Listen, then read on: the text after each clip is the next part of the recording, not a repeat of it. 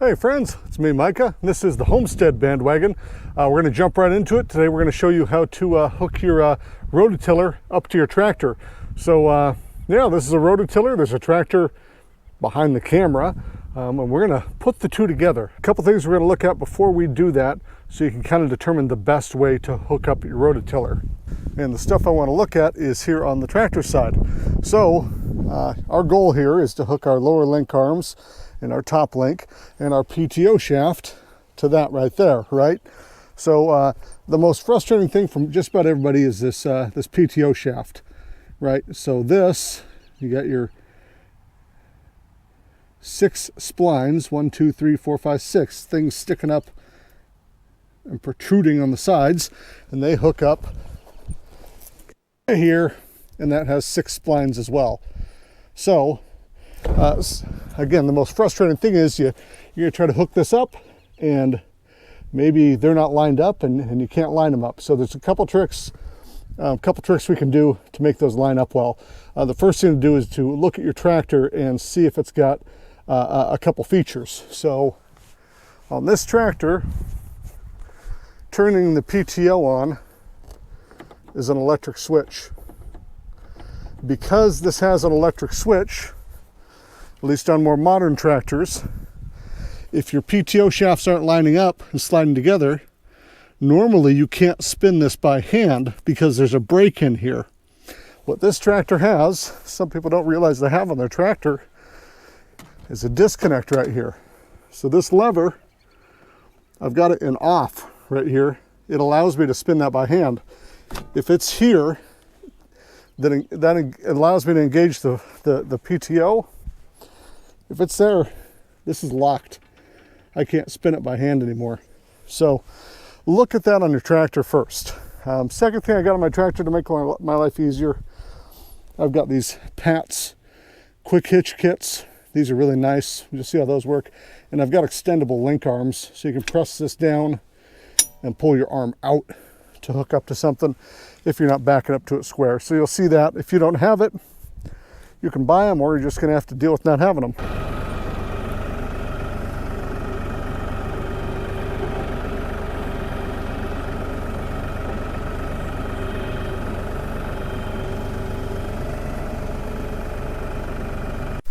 Okay, so we're backed up to the tiller. Couple things to look at on the tiller real quick. First thing is this. It's a little stand. This is supposed to keep this thing upright when you're hooking up. I don't trust these. They'll sink into the ground. The tiller will rotate backwards. So I don't stake my ability to connect the PTO and everything else to the tiller on that thing. I'm using it here because it was holding it up, but half the time I don't even have it hooked up. We'll look at right here where our lower link arms connect. This has got a little slider here. This is built for a standard quick hitch. Now I've got a Pat's style quick hitch, so we're not going to hook to this. We're going to hook to here, the smaller part, and that's where normally you would hook to if you don't have a quick hitch. And how do you know if you have a quick hitch? Well, if you bought a quick hitch, you've got a quick hitch. That's how you know. Something else to look at here is the top link, kind of the same deal, standard or quick hitch style, so we would scoot that over. Now, even though we've got this stand here, I don't trust it. I've had these things rotate on me and fall on me. So normally what you'd want to do with an implement is hook up your PTO shaft first, because it's easy to do it that way because you don't have anything in your way. But in this case, I'm going to hook up the whole 3-point. And the reason I'm going to do that is I'm going to pretend that I can't rotate my PTO shaft on the tractor by hand, and we're going to have to rotate the shaft that's connected to the tiller. Well, the tines are in the ground right now, and as I rotate this shaft to line it up with the PTO on the tractor, those tines are going to have to move. So I'm going to hook up the whole 3-point, lift this thing off the ground, and then hook this PTO shaft up. I'm going to hook the top link up first to give me some stability.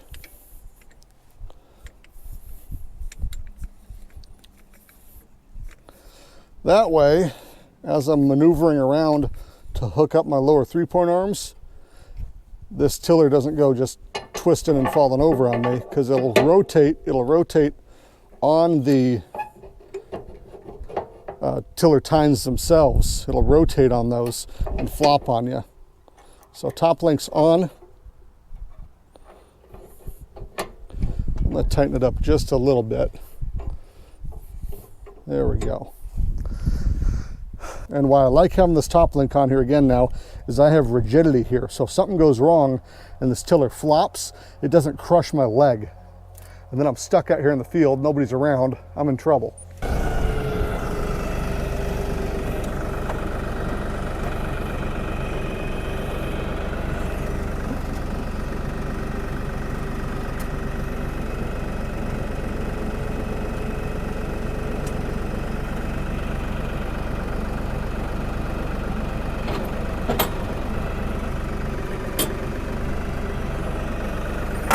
Okay, lower 3 points hooked, top link's hooked, the other lower 3 points hooked.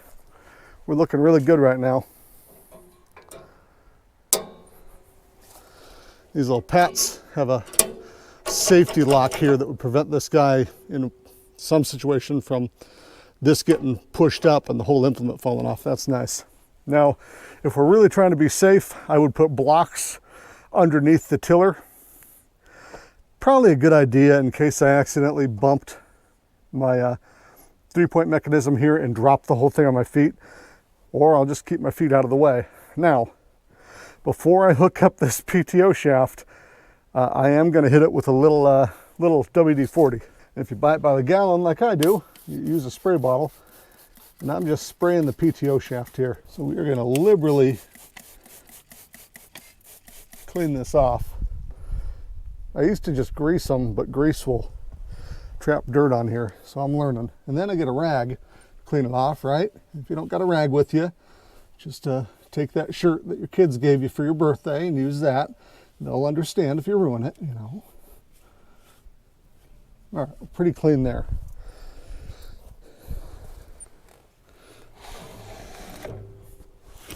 So, on this PTO shaft, there's a button. You got to push that button to release this thing so it'll attach. We're going to spray down in here with some WD as well. Should have done this beforehand, but you know. Now some of these won't have a button to push. Some of them will have a collar that you got to pull back while you're pushing the shaft on. I don't like those.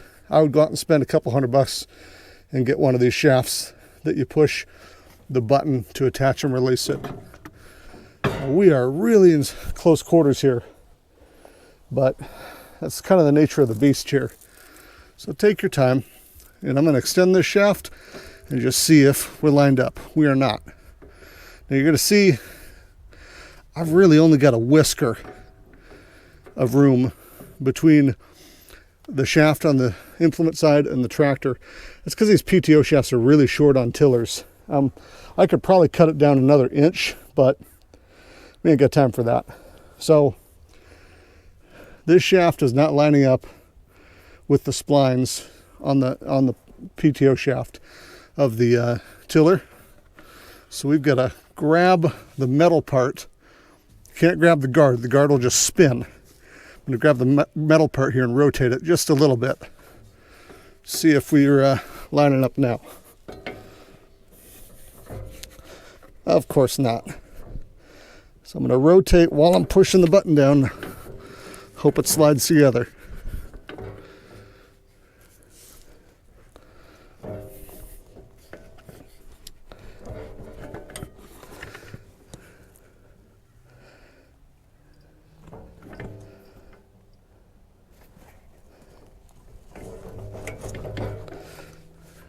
Not having any luck.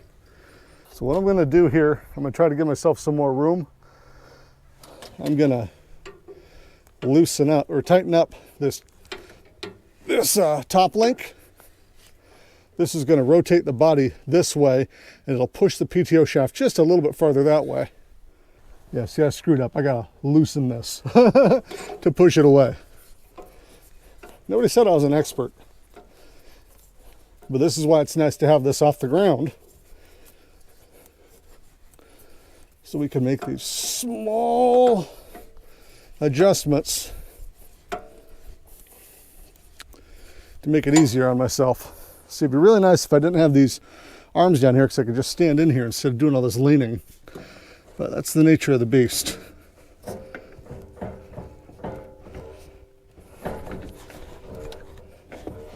going to spin this all the way around.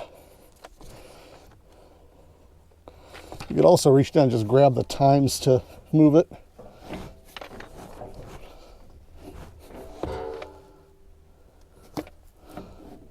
There we go. So it's part way on now.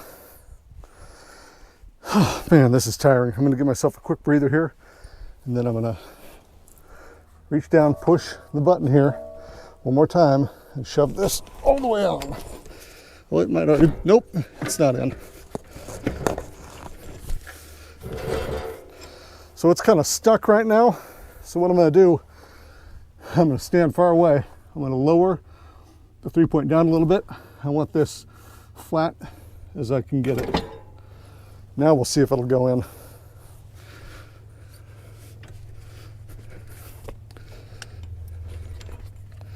It's not going.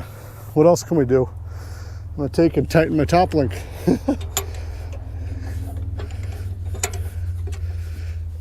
And see if it puts enough pressure on this shaft to click it in. There's a little ball in there that clicks into a groove on the PTO shaft.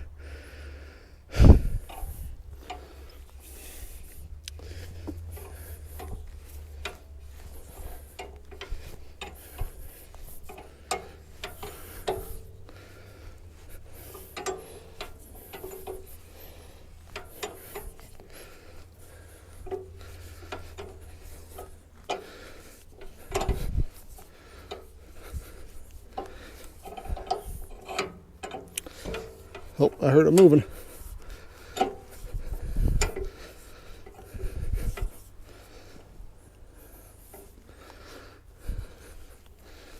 You can see the shaft moving if you really watch. It's pushing towards the tractor. That's as close as I can get now. Hold on here. Maybe a little bit more. I loosen this lock nut.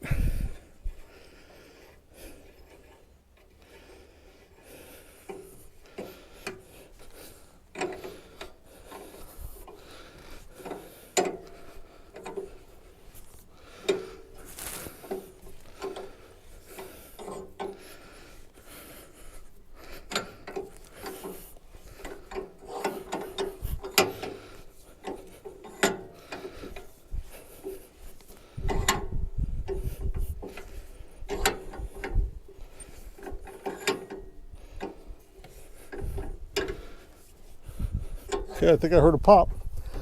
Loosen this back out.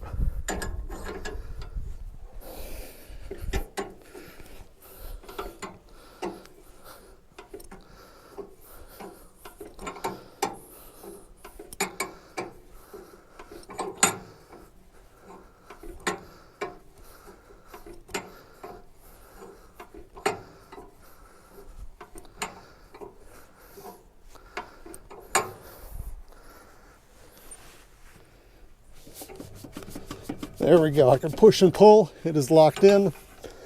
The button has popped up, so I know that these are attached now. So, not always easy. The other thing we want to do after we do this, check our shaft here. So, this shaft is a little bit short, but as long as I'm not touching here, because I know that my outer shaft that's inside this guard is cut to the same length as this guard is.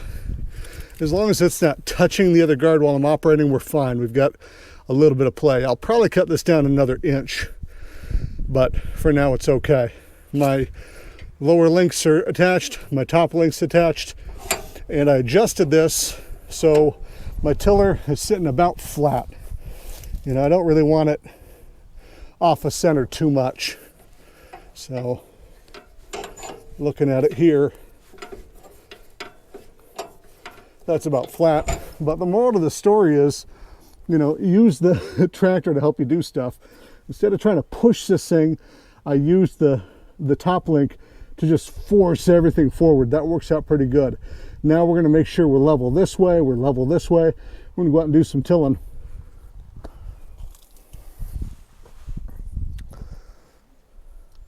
Almost forgot to, I got to take out this worthless kickstand too. There we go.